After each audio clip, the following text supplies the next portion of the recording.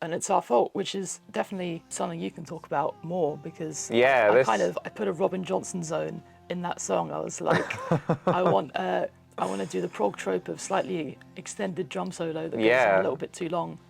So this one I really got a bit of a chance to stretch out towards the end of the song. The down, down, down, down, down, down, down.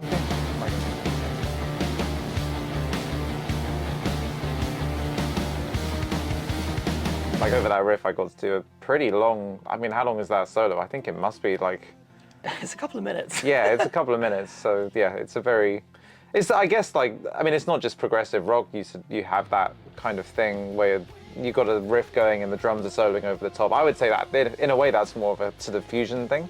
Like you hear that in quite a lot of jazz fusion, the sort of repetitive riff with the drums soloing over, and that can go on for a couple of minutes or so. It's acceptable in the in this kind of context. Yeah, I mean, things change as well. I slowly cut instruments out of the song towards the end until it's just like that riff and the drums. Yeah. Like nothing else. Like and I think it's a nice twist on that whole thing, actually, is that it's a more structured, because typically I think with that kind of section you just sort of have the rest of the band playing that riff and the drum solo over, then maybe you're into one more chorus or something.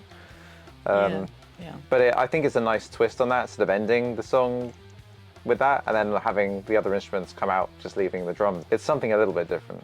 So for this song, I kind of wanted to do a form that was like an A section, a B section, and a C section where they're all quite distinctly different. And that led to me spending a lot of time trying to link them together.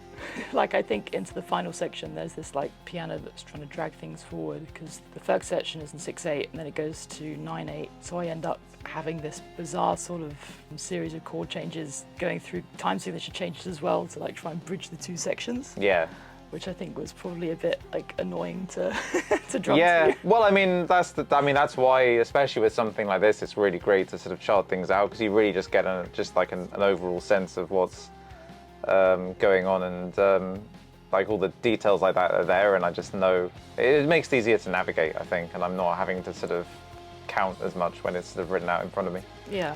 So not that I always like to play the charts, but like definitely for something like this, it was pretty invaluable. I mean, especially if there wasn't that much time to learn the song. I was definitely inspired by bands like Iron Morning on this track as well, having that very exposed piano and dragging in a little bit of orchestral into it as well, because obviously this track has string quintet on it, harp and French horn, on top of all of the other things that are going on. I think it sounds really good, like to thicken up the texture.